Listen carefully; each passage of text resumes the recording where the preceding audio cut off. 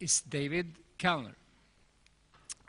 He has a long list of impressive list of architecture assignments, software development. He was, when we started to talk to him, associated with open architecture for submarines. Now he's chief architect for civil solutions at Raytheon Mission Operations Service, and we look forward to hear about exciting open architecture experiences. Welcome, David.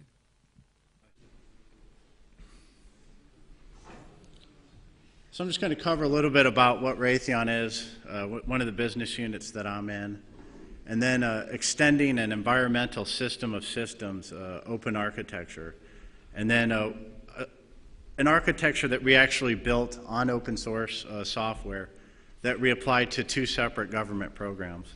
One is the Advanced Weather Interactive Processing System, and then the other is a prototype that we actually developed on one of the U.S. Fleets that was deployed on an IOOS mission, which would be very applicable to what you guys do.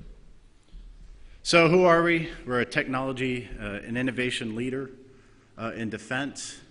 We netted about $25 billion in sales last year. We have 78,000 employees nationwide, and our headquarters is in Massachusetts. So we are led by our fearless leader, Bill Swanson, chairman, CEO, and president.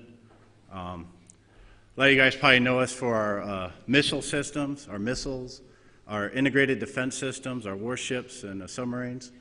But I'm going to talk to you today about our intelligence and information systems, specifically in the environmental sector. So our leader within IIS, what's known to us as our Raytheons, Lynn Dougal is our president. We had about $2.8 billion in revenue last year and have about 9,000 employees. And our home base is in Garland, Texas. We supply systems for federal IT, homeland security, distributed common ground systems, joint polar satellite systems, and even the Global Hawk Ground Station Mission System. But today we're going to focus on the environmental programs that Raytheon works on. And so we're going to talk about our integrated open source ITAR compliant system of systems, framework, and set of core services. And then we're going to talk about the environmental system of systems reference architecture that kind of inspired that development of UFrame. And then we'll talk about some of our decision support capabilities, one of them being IOOS. And all of these tie in with many different sensors and mission support systems across the world. So extending the environmental system of systems. So typically when a system of systems is built, especially in the environmental section, you have sensors that are on planes, on warcraft, on arrays out in the submarines. They collect data, they transmit that data, they then process that data, and then disseminate it into a usable form that users can use. It's then stored and then can be reused later. But what we want to look at here is going beyond the original intent. And what we want to do is we want the ability for systems of systems to be able to discover, access, and integrate that data and use it. And so here's the decomposition of the environmental systems of systems. It's quite complex. We're not going to get into it all. But it's just to give you an idea. If you look in there, you can see many different places that there's metadata, many different systems that might not know what that metadata is. So you're really breaking it into two separate areas where you're talking about the syntactic and the semantic values of the data and how to understand that data. So if we go beyond the original intent and break it into an open reference architecture, as you've seen before you today, where you have access and transport services that help with the discovery services, you have a common data repository where data is in one format that can be recognized across the enterprise. And what we do is we provide interoperability between these separate enterprises. So you want to have one common architecture that's built on a core set of common services that have logically connected but tailored for each specific domain. And so we'll address the metadata issue. The ability to discover resources across disparate domains is limited by the semantic variability. And so what I mean by that is understanding the actual data that's being transmitted. So we can just look at something very common as units of measurement, something we can rely on United States versus European. So what we need is a robust metadata and a discovery process that's well documented within the enterprise. And so we're really looking at two problems here. The metadata generated at different points in the value stream. If you remember looking at that first slide, we went down that value stream. There's many different systems of systems, developing systems that have metadata associated with those systems. And across the enterprise, there's not going to be users that are going to understand that metadata. It's going to be a different vocabulary, a different understanding. And then a lot of times, those systems build those metadatas based on the original intent of that system. So what we want to do is we want people to build a system that goes beyond the original intent, so it can be reused across the enterprise.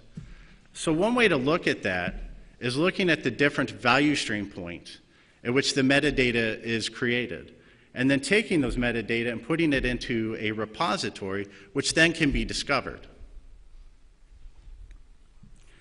And so in doing this, what we do is we want to create the 80 rule of thumb, right? You want to develop a set of metadata that can be recognized across the enterprise, that can be understood by people in other organizations, and you can do that by building these metadata based on standards, OGC standards, WMS, WCS, WFS, WSDL, SOAP, things of these natures that the developers are common, and then build a core set of tools on top of those set of standards so that you can have a diverse set of domains that can implement these things. And now we're looking at more of the semantic value, the data access issue. So it requires end users to search and access information across different boundaries, which I said earlier. And so you're dealt with two separate issues here. The data formats, the syntactic, and then the semantics. What does it actually mean? What does that data mean?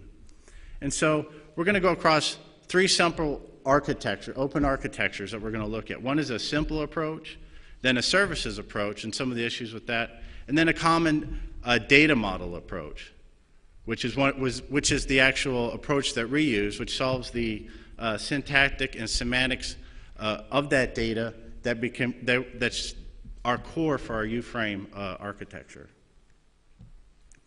So the simple method is you have a discovery unit. You have a user that goes out to this registry, looks up a set of service, looks at what that service is, understands what that data is, but it's up to that user to deal with the syntactic and semantic values. So he's going to have to understand what that system does. He's going to have to understand what that data is that's being transmitted from that system or the set of services. Now, if we do a services approach and we introduce an access and transpoint level, now what we do is we normalize the syntactic value. So now the user doesn't necessarily have to know the bindings to the particular service, but yet he's still left with the issue of the data, understanding that common vocabulary, the semantics of the data. So what we employ here is a common data model approach. And what we do is we transmit data with ingest adapters from a variety of different sources into a common data repository. And then that common data repository can then be discovered from our access transpoint service. So the user the transformation steps normalize the syntactic and semantic values. So now the user doesn't necessarily have to know the underlying details of the services that's provided. And so what we did is we took this open architecture approach and we built a U-frame system that's built all with open source software.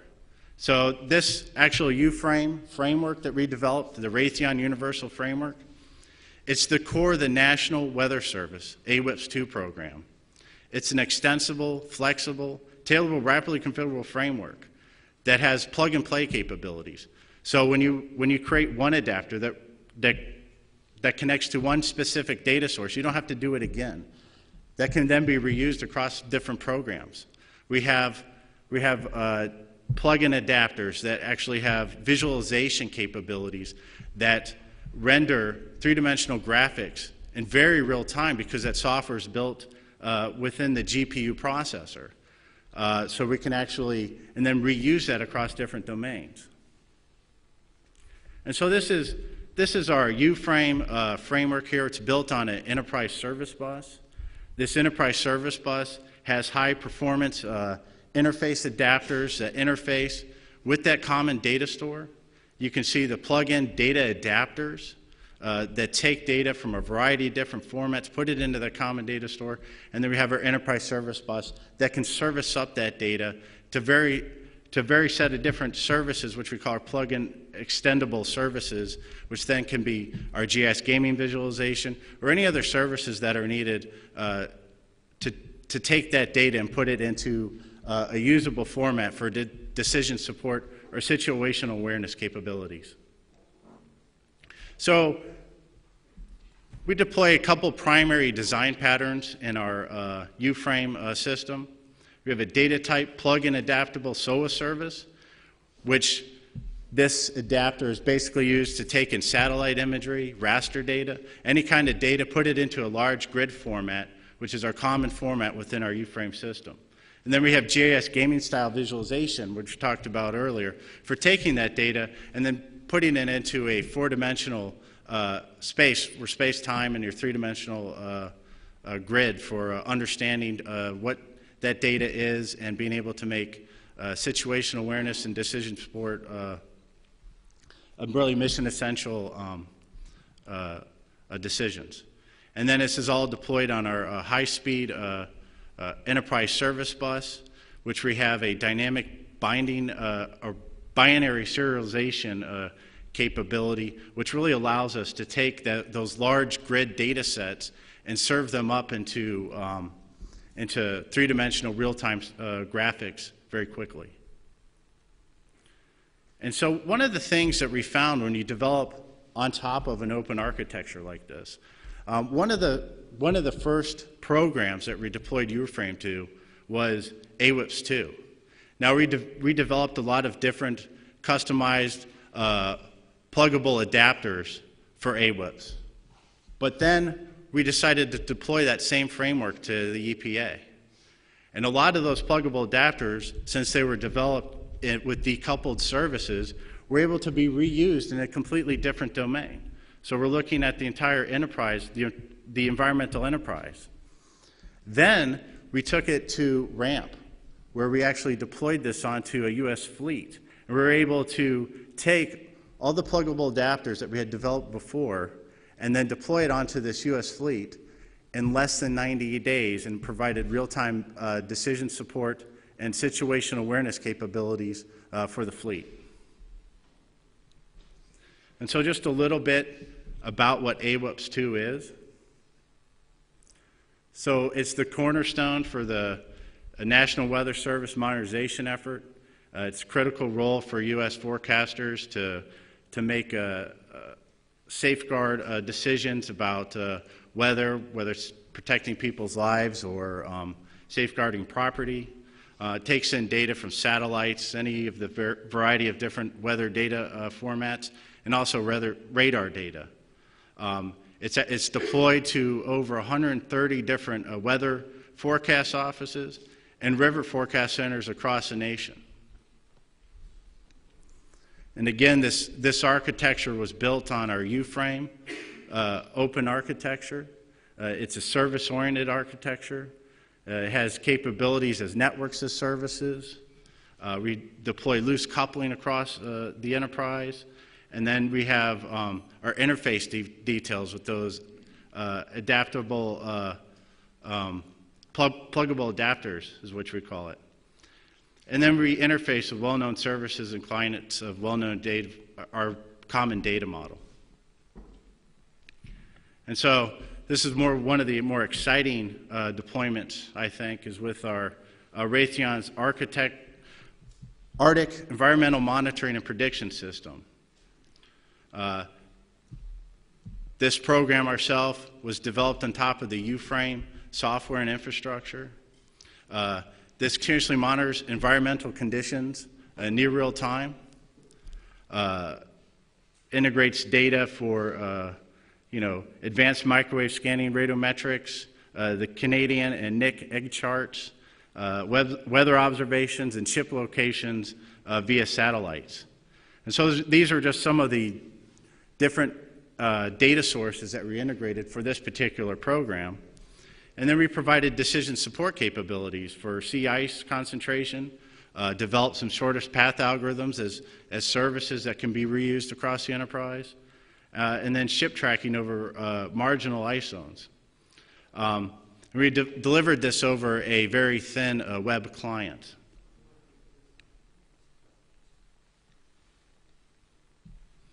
And so this is the Operation Nanook 2010 route that we deployed this on. It was a prototype that we called the Arctic on a desktop situation awareness and decision supply system that was aboard the U.S. Second Fleet's naval destroyer, the USS Porter, part of a Nanook exercise. And as you can see on there, that's a Google map with our tracked route where we left from St. John's and went out into the Arctic and came back. About 4,000 nautical miles traveled with our system. And so some of the findings that we found was with our U-frame system, we were able to listen to our end user needs. We were able to deploy just by developing a few separate data plug-in adapters. We're able to deploy this situational awareness and decision support tooling in less than 90 days. This is an application of wide range environmental needs with the Arctic situational support and decision tools, which also is brought on other programs to do things like flood, disease, and agricultural forecasting. And so we found that some of the things that you guys are doing here today in developing an open architecture, once you guys start getting, as you say, your meta clusters providing capabilities within your architecture, you'll be able to see the reuse capabilities across the board, whether it's going across a particular set of commercial fleets or to Navy fleets. And so that's it. Thank you.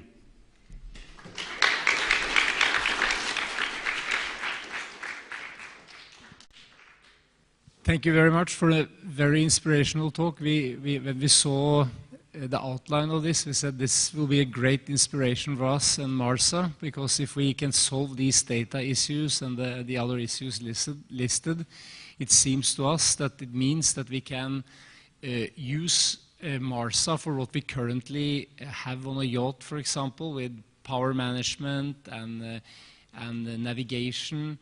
But what can happen is that based on structured collection of data is that we can come up with new innovations for more environmental friendly route planning or whatever it could be, given that we have access to data in that way. Okay, we're running late.